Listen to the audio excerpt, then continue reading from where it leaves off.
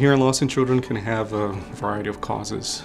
If you think about the anatomy of the ear, how the sounds come through your ear canal and hit your eardrum, all those pressure waves going through the conduction system of the ear until it reaches the inner ear and then toward the brain where we can understand the sounds. So children born with hearing loss, they will typically have some manifestation very early on. They depend on their ability to hear to be able to develop spoken language. So the things that may be noted early on is first, they're not responding to sounds as you would expect. And then even at months of age, they're not reaching those developmental milestones that we expect them to do. So by the time they're kind of 3 months of age, they should be cooing, making noises, and that evolving into babbling.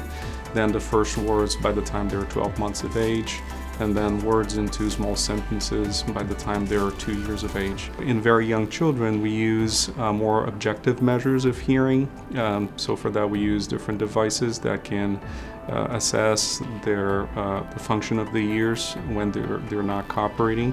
So it can either be done through what we call otoacoustic emissions or ABR testing, and that's done with the child even asleep, so they don't have to really give any feedback. As they get older, we can get more information from them in what we call behavioral tests. So we essentially sit them down in a hearing booth with their parents or with an assistant and an experienced pediatric audiologist. The prevalence of hearing loss, it increases over age. So approximately 1 to 2 children in every 1,000 who are born have some degree of hearing loss. The earlier we intervene and improve the hearing situation, the better the outcomes are. It is not uncommon that hearing loss is goes undiagnosed, especially if it is on the milder, of a milder severity, or in unilateral cases. The child can hear out of the other ear, and parents or teachers may not notice until later on when you're already seeing the consequence in terms of speech and language delays.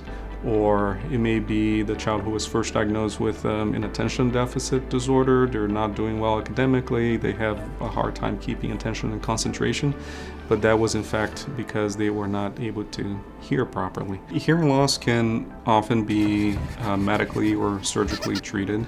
It depends on the cause, essentially. So, for example, if there are problems with ear canals that are abnormally small or even absent, there are options for that, either surgical treatment, surgeries to improve that, or different types of hearing technology that can be used.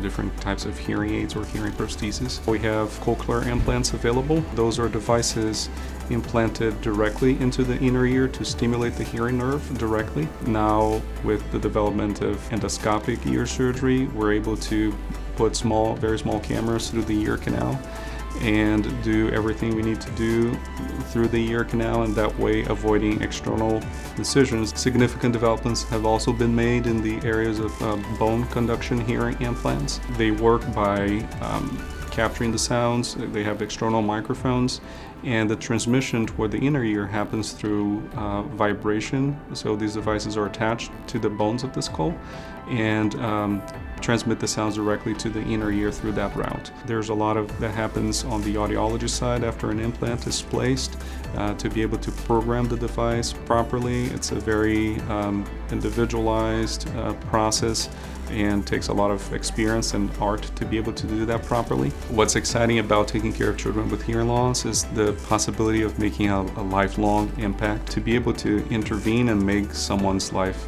better.